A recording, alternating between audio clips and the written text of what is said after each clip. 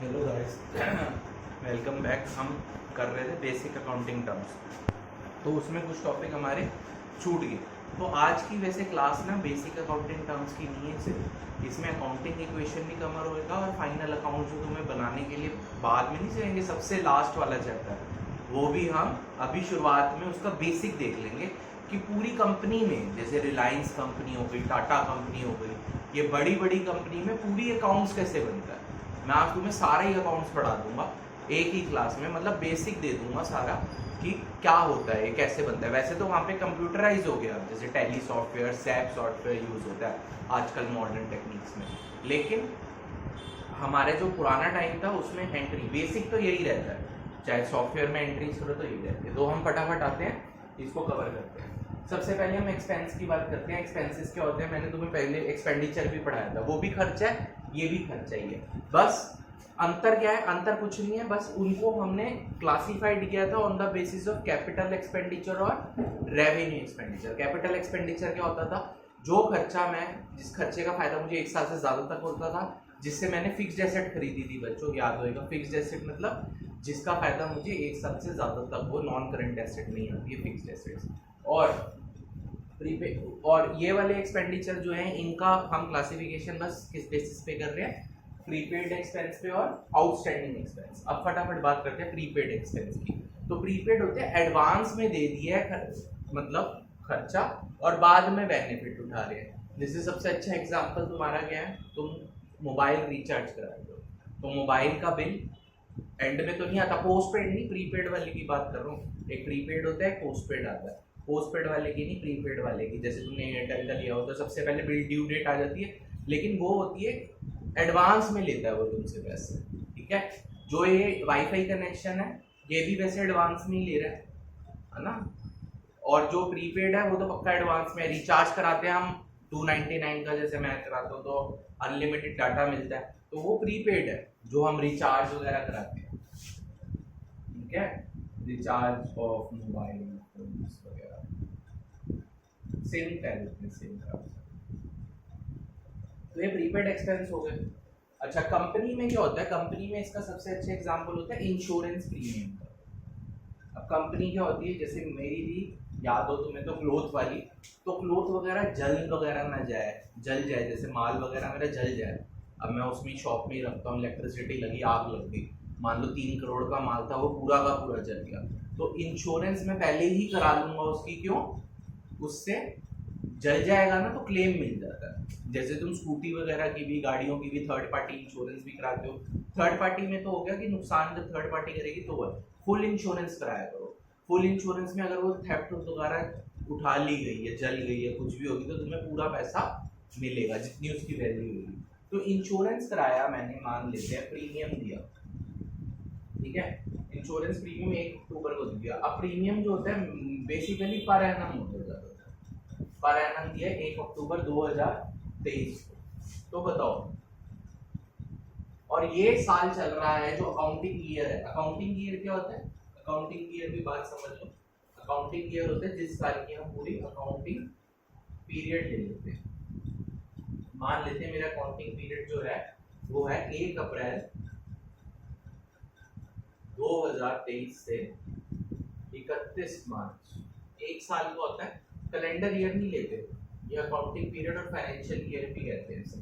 जैसे तुम्हारे स्कूल चलता है, ठीक है, 1 अप्रैल से चलता है 31 मार्च तक चलता है। स्कूल्स वगैरह भी यही फाइनेंशियल ईयर फॉलो करते हैं। एक होता है कैलेंडर ईयर जो हम देखते हैं 2024 चल रहा है, दिसंबर तक चलेगा, 1 जनवरी 2024 से 31 दिसंबर 2024, ठीक है। ये क्या होता है, कैलेंडर ईयर। कैलेंडर ईयर की बात नहीं हो रही है यहाँ पे, किसकी बात हो रही है, फाइनेंशियल ईयर की।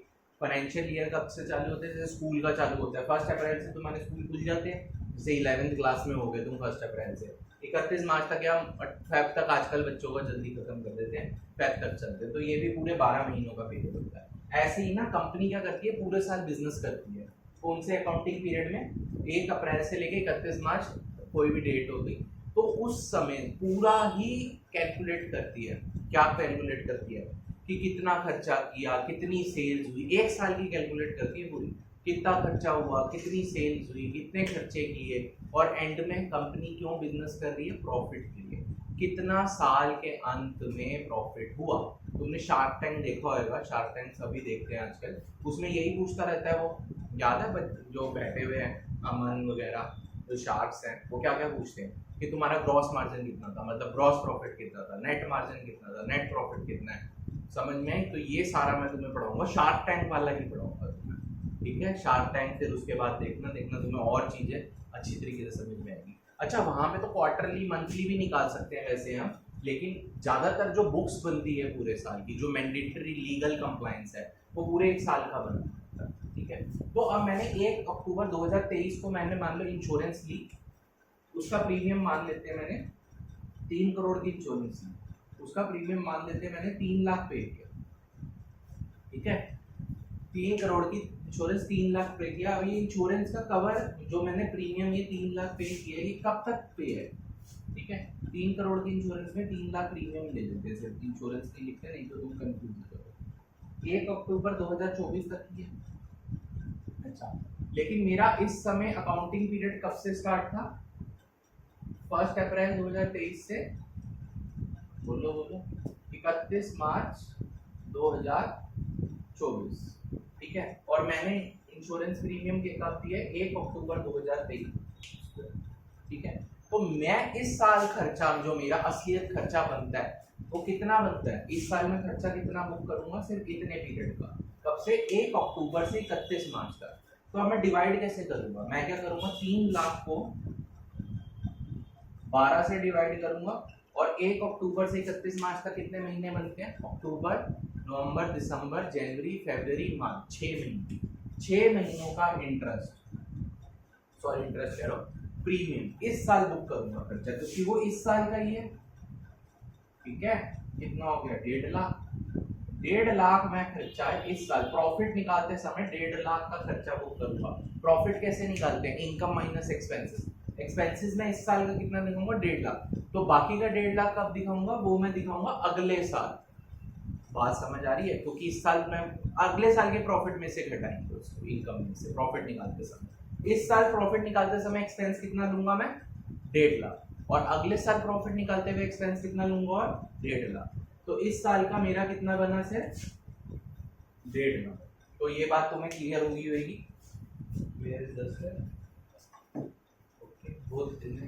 चलो, तो अकाउंटिंग पीरियड की बात तुम्हें समझ में आई होगी। अच्छा, इसको रब कर देता हूँ अभी मैं, एक बार दोबारा से देख लो।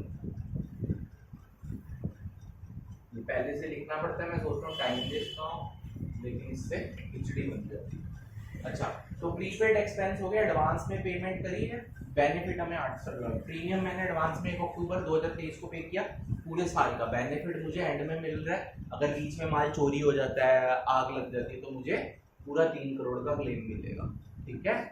अब दूसरी बात, 3 लाख प्रीमियम मैंने दिया था 1 अक्टूबर, प्रीमियम होता है पूरा एक साल का दिया, 1 अक्टूबर 2023 से 1 अक्टूबर 2024 तक का पे किया। लेकिन इस साल मेरा अकाउंटिंग पीरियड क्या था? अकाउंटिंग पीरियड होता है कि जिस साल कंपनी अपनी बुक्स बनाती है और उसने एक साल का पूरा प्रॉफिट दिखाती है। तो मेरा 1 अप्रैल से 31 मार्च था, तो मुझे खर्चा 31 मार्च तक का लेना था। अब मैंने देखा 3 लाख तो 1 अक्टूबर 2023 से अगले साल 1 अक्टूबर तक जा रहा है, मुझे सिर्फ 3 मार्च तक निकालना था, 31 मार्च तक। तो मैंने क्या किया, 6 महीने का निकाल के वो प्रॉफिट निकालते समय मैं ले लूंगा। ये मैं एक तुम्हें इलस्ट्रेशन भी कराऊंगा, उससे तुम्हें ज्यादा अच्छा समझ आएगा। तो ये बातें क्लियर है, जिसने नोट करना हो कर लेना। Insurance premium is the best example for the industry. अब हम बात करते हैं आगे। अब हम बात करेंगे आउटस्टैंडिंग एक्सपेंस की, ठीक है।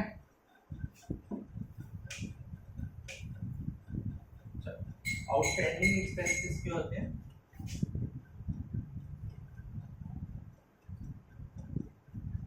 एक्सपेंडिचर इनकर हो चुके हैं but not paid,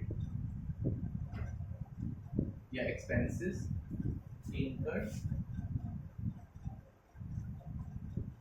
but not paid.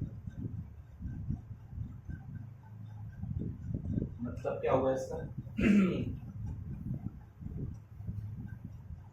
जैसे सबसे अच्छा एग्जांपल ले लेते हैं, ठीक है। एक्सपेंडिचर इनकर्ड हो गए बट नॉट पेड। अब बिजनेस में ना रेंट मैंने मान लेते हैं एक साल, हाँ रेंट देना था। मान लो मेरी शॉप थी रेंट पे, ठीक है, मेरा रेंट बनता था ₹1000 ले लेते हैं सबसे इजी कैलकुलेशन के लिए पर मंथ। अब मेरा अकाउंटिंग पीरियड क्या है, अकाउंटिंग पीरियड हमेशा याद रखना, इसको भी रब कर देते हैं, याद रख लूंगा मैं कि तुम्हें अगला पॉइंट क्या समझाना है। अकाउंटिंग पीरियड मेरा 1 साल का ही है। कब से चालू हुआ, अकाउंटिंग पीरियड मेरा चालू हुआ 1 अप्रैल 2023 से टू 31 मार्च 2024। अब अप्रैल भी था, अप्रैल का मैंने रेंट शुरुआत में ही दे देते हैं एडवांस रेंट, ठीक है। रेंट मैंने एडवांस होता है रेंट या वैसे देते हैं, वो तो हमारी जो रेंट एग्रीमेंट होता है उस पर डिपेंड होता है, वैसे एडवांस ही देते हैं। तो एडवांस मैंने रेंट पे करा पहला अप्रैल का, अप्रैल भी था, अप्रैल की 1 तारीख को मान लो दे दिया, मई में भी दे दिया, जून, जुलाई, अगस्त, सितंबर, अक्टूबर, नवंबर, दिसंबर, जनवरी, फरवरी, मार्च, जो अगला मार्च आएगा वहां तक की बात आ रही है। मैंने इन सबके रेंट देता गया, फिर मेरे को थोड़े लॉसेस हो गए, तो इन 3 महीनों का रेंट मैंने नहीं पे किया। अच्छा, तो ये जो खर्चा था पूरे साल का, ये 1 अप्रैल 2023 की बात हो रही है, वो यहाँ से डेट चेंज हो जाएगी, 2024 चलेगा, ठीक है। अकाउंटिंग पीरियड वैसे 12 महीनों का है, लेकिन अगले कैलेंडर ईयर के हिसाब से अगले साल की मार्च में एंड होता है। इस साल 2023 से अप्रैल चालू होएगा तो 31 मार्च 2024 को एंड होएगा। तो मैंने इतने महीनों का तो रेंट दे दिया, ठीक है, 3 महीनों का नहीं दिया। तो जो मैंने ड्यू डेट थी, सबकी ड्यू डेट क्या होती है, जिसमें मेरी लीगल लायबिलिटी हो जाती है किसी चीज को देने की, ठीक है। तो 3 महीने का रेंट जो मैंने नहीं दिया, ये मेरा कहलाएगा आउटस्टैंडिंग।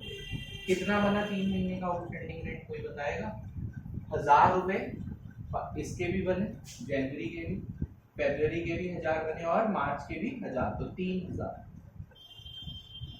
आउटस्टैंडिंग रेंट मेरा कितना बना?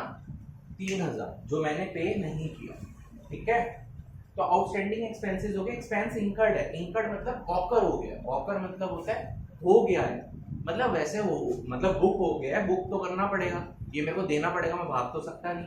तो इवेंट ऑकर्ड हो चुका है, ये मेरे को देना पड़ेगा, लीगल लायबिलिटी हो चुकी है, लेकिन मैंने चाहे पे करा हो या ना, पे नहीं किया, आउटस्टैंडिंग में लायबिलिटी अराइज हो गई है, ठीक है। लायबिलिटी क्या होती है? ऑब्लिगेशन, एग्रीमेंट हुआ, ऑब्लिगेशन या ड्यूटी अराइज हो गई है कि मेरे को 3 महीने का देना था, लेकिन मैंने नहीं दिया, तो 3 महीने का मेरा क्या होएगा? वो आउटस्टैंडिंग रेंट। जैसे तुम्हें बिजली का बिल आता है, तुमने देखा होगा, बिजली के बिल में भी तुम्हारा जो होता है, एक तो इसको भी रखते हैं,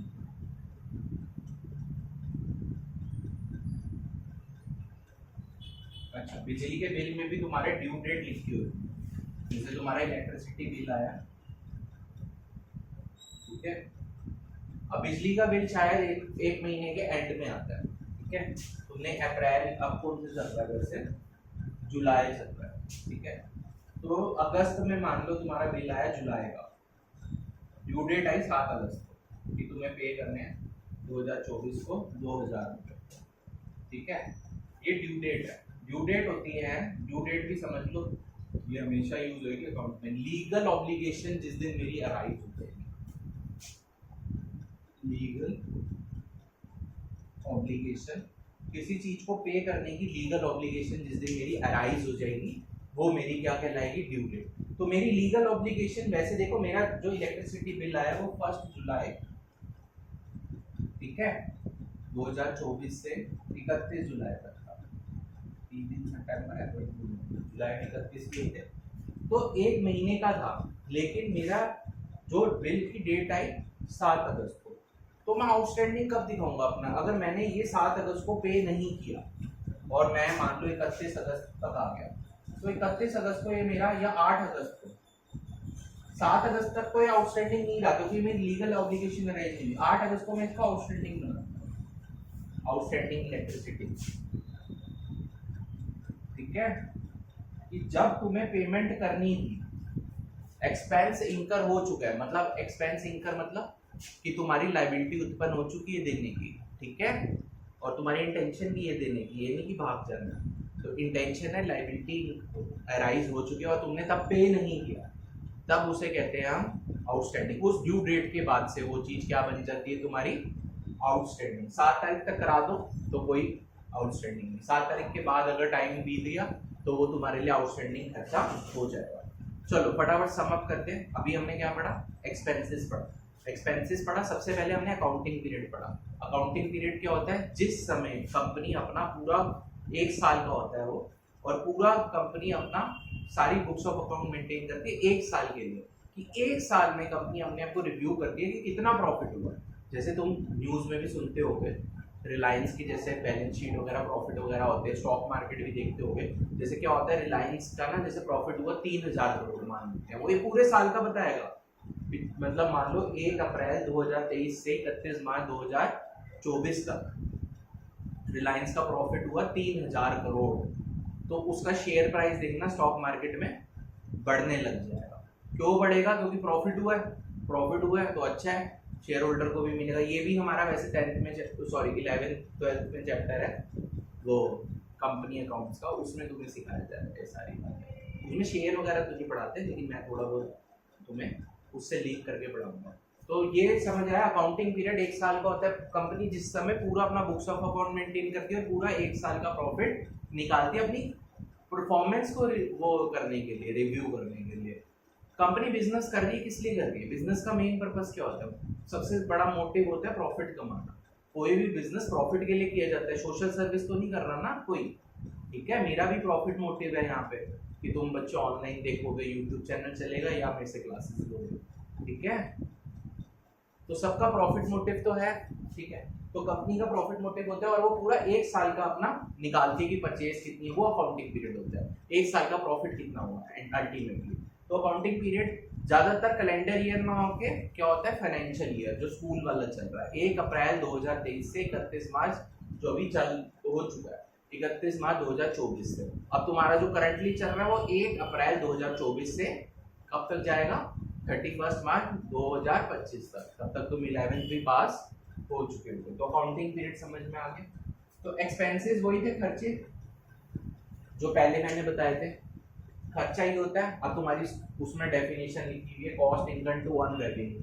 एक्सपेंडिचर में भी अर्न रेवेन्यू, तो मेरा मेन मोटिव है बिजनेस का वो, तो एक्सपेंस भी वही है। इसमें सैलरी, वेजेस, रेंट वगैरह सब आ जाता है। अब इसमें मैंने 2 प्रकार की क्लासिफिकेशन की है तुम्हारे सामने, कौन कौन सी अगर तुम्हें दिख रहा हो तो। एक मैंने करी प्रीपेड एक्सपेंसेस और एक करी आउटस्टैंडिंग एक्सपेंसेस। प्रीपेड एक्सपेंसेस क्या था, जो चीज मैं एडवांस में पे कर दूं और उसका बेनिफिट मुझे बाद में हो। रियल लाइफ एग्जांपल में जो तुम रिचार्ज कराते हो सिम का, जैसे एयरटेल का, वोडाफोन का 299 पहले पे कर दिया और पूरे महीने उसका लुफ्त उठाते हो। जैसे नेटफ्लिक्स का सब्सक्रिप्शन ले लिया किसी ने, ठीक है, 6 महीनों का, तो उसका बाद में तुम 6 महीने आराम से मूवीज देखते हो, बेनिफिट लेते हो ना। तो पहले पेमेंट करनी होती है। अगर मेरे से ट्यूशन फीस लगाओगे तो ट्यूशन की पेमेंट मैं एडवांस में लूंगा तुमसे, वो तुम्हारा प्रीपेड एक्सपेंस होता है, ठीक है। अब आगे बढ़ते हैं। तो एक्सपेंडिचर और बस यही था। और इसमें मैंने एग्जांपल कौन सा बताया था, इंडस्ट्री के लिए अपना पर्सनल एग्जांपल चलेगा या एक इंडस्ट्री में। इंश्योरेंस प्रीमियम याद आया, 1 अक्टूबर को पे किया था 2023 को, वो 1 अक्टूबर तक 2024 तक चलेगा, वो 1 साल का होता है प्रीमियम। तो लेकिन मेरे को एक्सपेंस इस साल का प्रॉफिट निकालने के लिए कब तक लेना पड़ेगा, 1 अक्टूबर 2023 से 31 मार्च 2023 तक का, जो मेरा 1.5 लाख आया था। तो आगे बढ़ते हैं। फिर मैंने तुम्हें बताया आउटस्टैंडिंग एक्सपेंस, अच्छा इसको और डिटेल में समझे। देखो, आउट बाहर खड़ा है आदमी, आउटस्टैंडिंग तुम्हारे घर के बाहर खड़ा है पैसे लेने, जिसका पैसा तुमने ड्यू डेट पे नहीं पे किया। तो आउटस्टैंडिंग मतलब वो एक्सपेंस जो तुम्हारे घर के बाहर खड़ा है, जिसका पैसा तुमने ड्यू डेट से पहले नहीं मांग सकता, ड्यू डेट के बाद। ड्यू डेट क्या होती थी, वो डेट जहाँ पे मेरी लीगल ऑब्लिगेशन अराइज होती है किसी चीज को पेमेंट करने की, ठीक है। तो लीगल ऑब्लिगेशन जब अराइज होगी तभी मैं पे करूंगा, उससे पहले भी वैसे कर दो तो कोई प्रॉब्लम नहीं। इसमें सबसे अच्छा एग्जांपल हमने क्या लिया था यहाँ पे, रेंट का। रेंट का एग्जांपल लिया था, अप्रैल का दे दिया था, सबका दे दिया, 3 महीने का नहीं दिया और 3 महीने बीत भी गए। मैं अगले अप्रैल में आ गया, 1 अप्रैल 2025 में। तो मेरा ये जो 3 महीने का रेंट था वो क्या हो गया, बोलो, सॉरी 1 अप्रैल 2024 3 महीने का रेंट मेरा आउटस्टैंडिंग हो गया, जो कि पर मंथ था 1000 ही जनवरी का बना, 1000 ही फेब का, 1000 का, तो 3 महीने का 3000 रेंट मेरा बकाया हो गया। अब हम बात करते हैं आगे, ठीक है, ठीक है। एक इलेक्ट्रिसिटी बिल। अच्छा छोड़ो, इलेक्ट्रिसिटी बिल का तो तुम्हें समझ में आ ही गया, तो तुम्हारे घर में पर्सनल एग्जांपल है इंडस्ट्री से हट के, ड्यू डेट थी 7 तारीख को, तुमने पेमेंट जब नहीं दी, ड्यू डेट के बाद वो आउटस्टैंडिंग मिल जाएगा, ठीक है, जब ड्यू डेट के बाद बनेगा आउटस्टैंडिंग, बस ये बात ध्यान रखना। अच्छा अब इसको देखते हैं, चलो कोई नहीं, इसको ना थोड़ा सा रब करते हैं।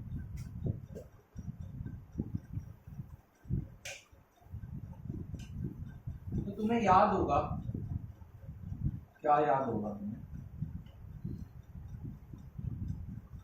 कि जो मैंने तुम्हें पहले एक्सपेंडिचर की डेफिनेशन पढ़ाई थी, तो एक्सपेंडिचर में कौन कौन से बताए थे, इसमें दिखता नहीं है वैसे, है ना, तो ब्लैक से ही देख लेते हैं, बोर्ड में जब हमसे विजिबिलिटी करना। एक्सपेंडिचर और एक्सपेंस बात सेम ही है।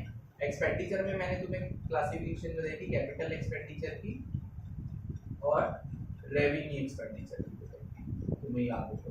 कैपिटल एक्सपेंडिचर क्या होता है, जिसका फायदा मुझे 1 साल से ज्यादा तक हो और जिससे मैंने एसेट खरीदनी होती है, कौन सी, प्लांट एंड मशीनरी, बिल्डिंग। और रेवेन्यू जिसका फायदा मुझे 1 साल से कम तक हो, जैसे रेंट पे किया मैंने, रेंट पे करा और इस साल मैंने मुनाफा कमा के, मेरा मेन मकसद है प्रॉफिट कमा के 1 साल में निकल जाऊँ, रेंट पे किया। और बताओ इसका एग्जांपल, बाकी सारे रेवेन्यू हो गए जो, और जिसका फायदा मुझे 1 ईयर के अंदर मिल जाता है, ठीक है। करंट एसेट वगैरह खरीदा, स्टॉक परचेज किया, है ना।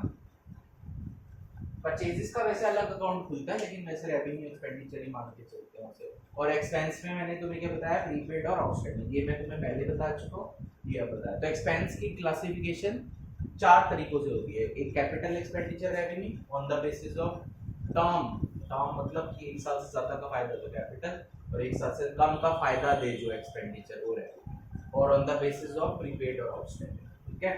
तो ये बात पूरी एक्सपेंसेस की तो यहाँ पे कंप्लीट हो जाती है। अब आगे बात करते हैं,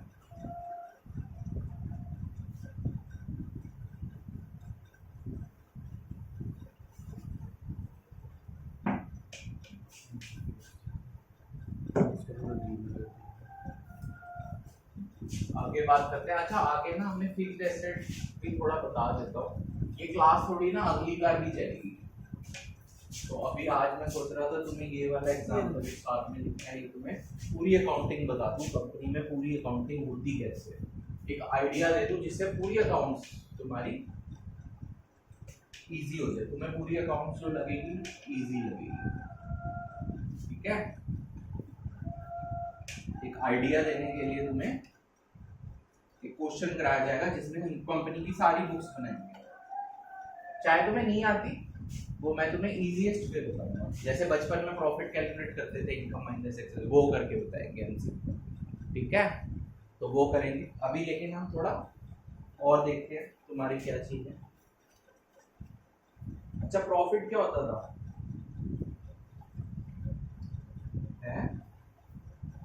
प्रॉफिट क्या होता था, प्रॉफिट होता था इनकम माइनस एक्सपेंसेस। बचपन में भी तुमने प्रॉफिट कैसे निकाला, कभी इनकम माइनस एक्सपेंसेस। अकाउंट्स में भी मेरे को पूरे 1 साल का क्या चाहिए होता है, जैसे रिलायंस इंडस्ट्री की बात करेंगे। अच्छा एग्जैक्ट फिगर नहीं पता मुझे कितना उसका प्रॉफिट हुआ, मैं मान लेता हूँ उसको 1 ईयर का प्रॉफिट हुआ था 1 अप्रैल, ठीक है, से 31 मार्च, 1 अप्रैल 2023 से 31 मार्च 2024 तक का उसका प्रॉफिट गया 3000 करोड़, मान लेते हैं, ठीक है, 00 अपने आप लगाना। तो 3000 करोड़ प्रॉफिट हुआ, तो प्रॉफिट कैसे निकाला होगा, उसने सारी इनकम ली, सारे एक्सपेंसेस लिए, दोनों को माइनस, जो बचपन में तुम कर रहे हो। अकाउंट्स में बस उसको सिस्टमैटिक ढंग से लिखना होगा, ट्रेडिंग P&L अकाउंट बनता है उसके लिए, बस उसमें एक साइड हो जाएगी तुम्हारी इनकम की, जैसे एक अकाउंट बनाया जाएगा। मैं हल्का सा आइडिया दे देता हूँ वैसे, बाकी ये क्वेश्चन जब मैं तुम्हें कराऊं तो कुछ नहीं करना है, एक ट्रेडिंग P&L होता है, प्रॉफिट एंड लॉस अकाउंट बनेगा, ये वाली साइड इनकम की होगी, टी शेप होता है वो, ठीक है। और ये एक्सपेंस मतलब जो भी इनकम होगी यहाँ लिखता जाऊंगा, सेल्स इतनी हुई, वो इतना हुआ, इतना हुआ।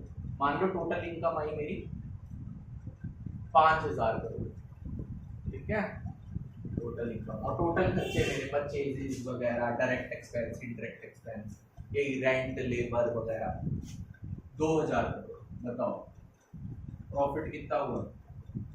वही 5,000 crore minus income minus expenses आया मेरा कितना? रिलायंस की बात करते हैं तो 3,000 करोड़ का, ठीक है। बस ये होता है, यही इस क्वेश्चन में हम करेंगे नेक्स्ट क्लास में। तो इनकम माइनस एक्सपेंसेस होता है प्रॉफिट, और नेट प्रॉफिट और ग्रॉस प्रॉफिट वो मैं उसी क्लास में बताऊंगा, अब उसमें नहीं जा रहे। नेट होता है जो अपने घर में लेके जाता है तुम्हें। शार्क टैंक में अगर कोई देखता होगा वो पूछता होगा नेट मार्जिन कितना है तुम्हारा, नेट घर में क्या बच रहा है, जेब में क्या जा रहा है। तो बेसिकली नेट मार्जिन बहुत ज़्यादा रेलिवेंट है। अच्छा, अब हम बात करते हैं, एक्सपेंसेस की हो गई थी, अब थोड़ी बहुत बात करके फिर क्लास को एंड करेंगे। नेक्स्ट क्लास में मैं तुम्हें ये एग्जाम्पल पूरी अकाउंटिंग पढ़ाऊंगा, कि जितनी भी पूरी अकाउंट्स की जो बुक है ना उसका समराइज वर्जन पढ़ाऊंगा, वो बस मैथमेटिकल वे से समझाऊंगा। प्रॉफिट निकालना है बस, वो बता दूंगा, तो प्रॉफिट निकल गया वही है। और उसको सिस्टमैटिक ढंग से प्रॉफिट निकालोगे तो अकाउंट्स है। अकाउंट्स बताया भी था, क्या था, डेफिनेशन पे मत जाओ, एक सिस्टम है ट्रांजैक्शन को रिकॉर्ड करने का, प्रॉफिट निकालने का, ठीक है। तो सिस्टम वो हम उसमें नहीं जाएंगे, सिस्टम भी थोड़ा बताऊंगा और साथ में नॉर्मल वे में भी बताएंगे। तो प्रॉफिट तो पता चल गया था। अब एसेट्स की बात करते हैं। हमने अभी एक्सपेंडिचर्स देखा था, फटाफट देखते हैं जो अभी तक देखा हमने। एक्सपेंसेस दो तरह के क्लासिफिकेशन देखी। अच्छा, कोई कोई टीचर ये कहते हैं एक्सपेंसेस अलग एक्सपेंडिचर, वो ज़्यादा मत सोचो, हम थोड़ी क्लासिफिकेशन देख रहे हैं। टेक्निकल इतना डिटेल में जाऊंगा तो समझ नहीं आएगा, तो मोटा मोटा देखो खर्चा होता है एक्सपेंस, ठीक है। तो हमने देखे थे दो तरह से क्लासिफाई कर रहे थे, एक तो कैपिटल एक्सपेंडिचर और एक रेवेन्यू एक्सपेंडिचर, ठीक है। और अभी क्या देखा, प्रीपेड एक्सपेंडिचर और एक आउटस्टैंडिंग एक्सपेंडिचर। अब तुम्हें किसी को याद हो तो मैंने एसेट का भी क्लासिफिकेशन बताया था, किसी बच्चे को याद हो तो एसेट का भी क्या बताया था, क्लासिफिकेशन। एसेट में मैंने बात करी थी,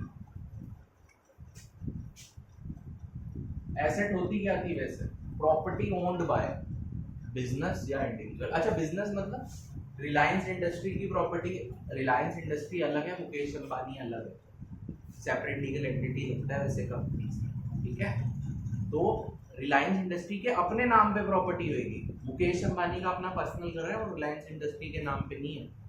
जो रिलायंस इंडस्ट्री की भी अपने नाम पे भी प्रॉपर्टी होती है। तो एसेट में तुम आओगे, एसेट में क्या होती है, बस प्रॉपर्टी होती है। एसेट में दो तरह की एसेट बताई थी मैंने तुम्हें याद हो तो, नॉन करेंट एसेट्स।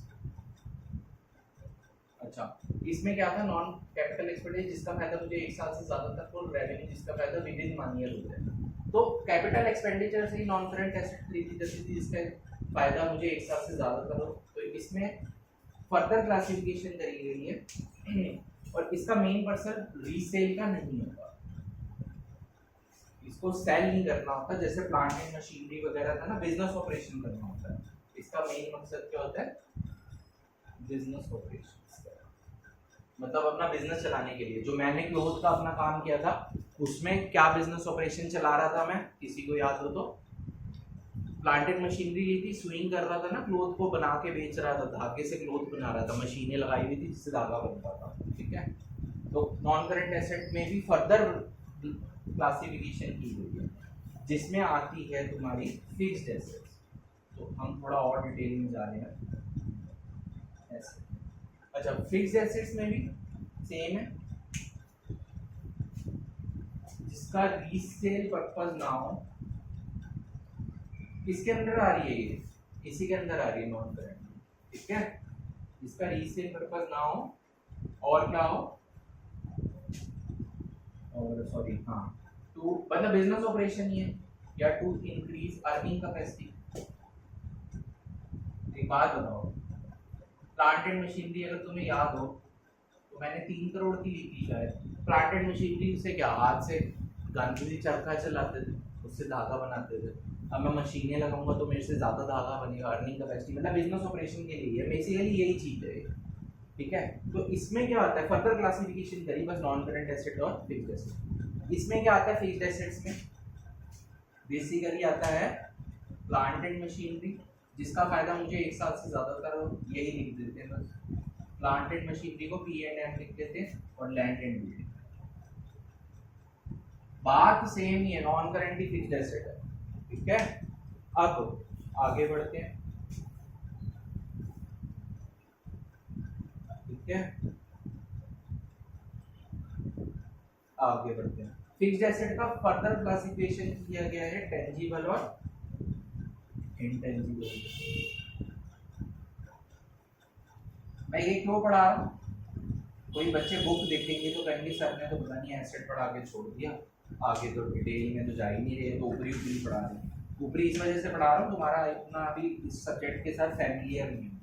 अगर मैं सारी डिटेल पढ़ाने लग गया तो टेक्निकल लैंग्वेज, तो तुम लोग हो जाओगे, कहोगे ये तो बहुत टफ है। तो इजी भाषा में हम करके, टेंजिबल क्या होती है, फिजिकल एग्जिस्टेंस।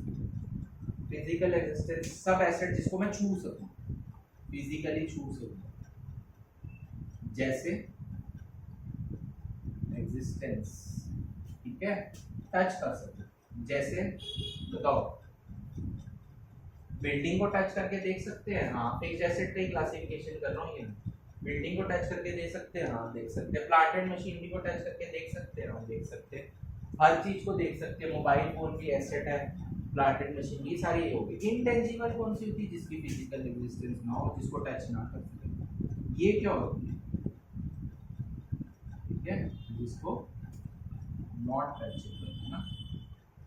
ये हो गया गुडविल, गुडविल हो गया, कॉपीराइट हो गया, ब्रांड नेम हो गया, ट्रेडमार्क हो गया, ठीक है, पेटेंट हो गया, गुडविल, ठीक है, ट्रेडमार्क हो गया। ट्रेडमार्क ठीक है, साइन होते हैं, जैसे BMW की गाड़ी पे तो साइन बना होता है ना, अब मुझे इतना नहीं पता, तुमने साइन देखे होंगे, तो वो ट्रेडमार्क्स हो गए। गुडविल होती है जैसे ओडी में सर्कल, हाँ ओडी में, हाँ ओडी गाड़ी में सर्कल सर्कल करनी। तो लक्स का भी है, प्यूमा, हाँ प्यूमा शेर का वो बना होता है। तो वो सारे ट्रेडमार्क्स हो गए। और गुडविल क्या हुई, गुडविल हो गई रेपुटेशन, जैसे रिलायंस इंडस्ट्री की सेल्स ज़्यादा है, वैसे देखो नामी ग्रामी टीचर के नाम नहीं ले रहा मैं, कोई फलाना इंस्टीट्यूशन बहुत ज़्यादा अच्छा पढ़ा रहा है, मतलब अच्छा चाहे ना पढ़ाता हो उसकी गुडविल चलती होगी, ठीक है, क्योंकि उसको गुडविल पास्ट एफर्ट्स कर रहे हो और उससे फायदा हो, मतलब रेपुटेशन, रेपुटेशन से ही हमारा काम चल जाता है। फिर धीरे धीरे अगर मान लो मेरी भी रेपुटेशन बन गई तो काम चल जाता है, ठीक है। तो रेपुटेशन बनाने के लिए फ्री पढ़ा रहा हूँ, गुडविल बना रहा हूँ। इनटेंजिबल एसेट, इसको मैं छू नहीं सकता, यूट्यूब में पढ़ा के गुडविल बना रहा हूँ। तो इतना डिटेल में नहीं, इस पे बाद में दोबारा आएंगे। अब 12th में पार्टनरशिप में गुडविल का ऊपर केस, गुडविल के ऊपर दोबारा आएंगे। जैसे टाटा कंपनी, जैसे कोई तुम कोई भी चीज लेते हो, अगर शूज लेते हो, मान लो शूज किसके ले रहे हो, रीबॉक के ले रहे हो, ठीक है। रीबॉक की महंगी चीजें क्यों मिलती हैं, मानता हूँ उसमें मटेरियल अच्छा लगता है, लेकिन तब भी महंगी ले रहा है तुमसे 1000 रुपये। वो अपने गुडविल के नाम, रेपुटेशन का भी तुमसे फायदा लेता है, और उसकी सेल्स भी ज्यादा होती है क्योंकि उसका भरोसा जीत लिया उसने, तुम्हारा रेपुटेशन अच्छी बना ली। अब जिसकी रेपुटेशन अच्छी होगी तुम उसके ऊपर आंख बंद करके भरोसा करोगे, ठीक है। लेकिन इतना भी नहीं करना कि कुछ भी मांग ले तो दे दे, ये नहीं। लेकिन अगर कोई अच्छी रीजनेबल प्राइस पे अगर हमें चीज़ अच्छी दे दे तो हम उसी से लेंगे। तो गुडविल वो हो गई, रेपुटेशन भरोसा जीत लिया तुम्हारा। तो ये नॉन करंट एसेट होगी। और मैंने तुम्हें क्या पढ़ाया था, तुम्हें याद हो तो, करंट एसेट्स, जिसमें मैंने तुम्हें एग्जांपल्स भी दिए थे। अच्छा पुराना मैं मिक्सअप कर रहा हूँ। करंट एसेट का क्या था, जिसका फायदा मेरे को रेडिली कन्वर्टेबल इनटू कैश हो, लिक्विडिटी भी कहते हैं, मतलब जिसका फायदा 1 साल के अंदर मैं उसको कन्वर्ट करके खा दूँ, ठीक है, इनटू कैश। मतलब एक, अगर मैं शॉर्ट फॉर्म में बोलूँ, देखो इसका फायदा 1 साल से कम, इसका फायदा 1 साल से कम, सॉरी इसका फायदा 1 साल से ज़्यादा, इसका फायदा 1 साल से कम, इसको मैं फटाफट कन्वर्ट करके खा दूँ, मतलब स्टॉक हो गया। स्टॉक को फटाफट खा कैसे जाऊँगा, वैसे नहीं खाऊंगा, बेच दूंगा और कैश आ जाएगा और घर पे आराम करूँगा, ठीक है। तो ये होगा। तो देखा जाए तो कैपिटल एक्सपेंडिचर जो है वो किससे लिंक्ड है, नॉन करंट एसेट, मतलब फिक्स्ड एसेट खरीदने के लिए मैं क्या करूंगा, कैपिटल एक्सपेंडिचर, और रेवेन्यू एक्सपेंडिचर मैं ज्यादातर करंट एसेट के लिए, और जरूरी नहीं कि करंट एसेट ही सारी खरीदूंगा, रेंट पेड से कोई करंट एसेट थोड़ी आ रही है, ठीक है। तो ये था, तो ये मैंने तुम्हारे को पूरा सम अप कर दिया सारी चीजें जो तुम्हारे उसमें थी। फिक्टिशियस एसेट अभी नहीं पढ़ाई, ना ही मैं अभी पढ़ाना तुम्हें समझता हूँ कि तुम्हें सही लगे, और देख लेता हूँ कोई तुम्हारा है तो। बाकी डेप्रिसिएशन है, कुछ बातें अब हम नेक्स्ट क्लास में करेंगे, ठीक है। अब के लिए इतना काफी है। नेक्स्ट क्लास में क्या होएगा पहले ये बात सुनो, और अगर थोड़ी सी भी वैल्यू एडिशन तुम्हारा हो रहा है नॉलेज वगैरह में, तो इसको सब्सक्राइब करो, शेयर करो अपने फ्रेंड के साथ, ज़्यादा से ज़्यादा 1 महीने फ्री है। अच्छा वैसे भी कोई ज़्यादा फीस नहीं लूँगा, 1000 पर मंथ में भी तुम अकाउंट्स पढ़ने आ सकते हो, ऑनलाइन भी पढ़ सकते हो, जैसे कोई द्वारका या दूर दूर रहता है तो हम ऑनलाइन भी लाइव चालू करेंगे, जूम ऐप पे पढ़ा देंगे या यूट्यूब में ही लाइव कर दूंगा, लेकिन यूट्यूब में भी पेमेंट कैसे आएगी, जूम पे जाएंगे हम पे, ठीक है। तो इस वजह से सब्सक्राइब और शेयर करो।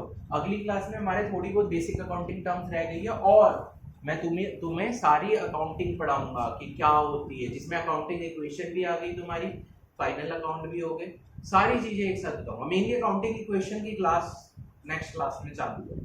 तो अभी के लिए सम अप करते हैं, बाय।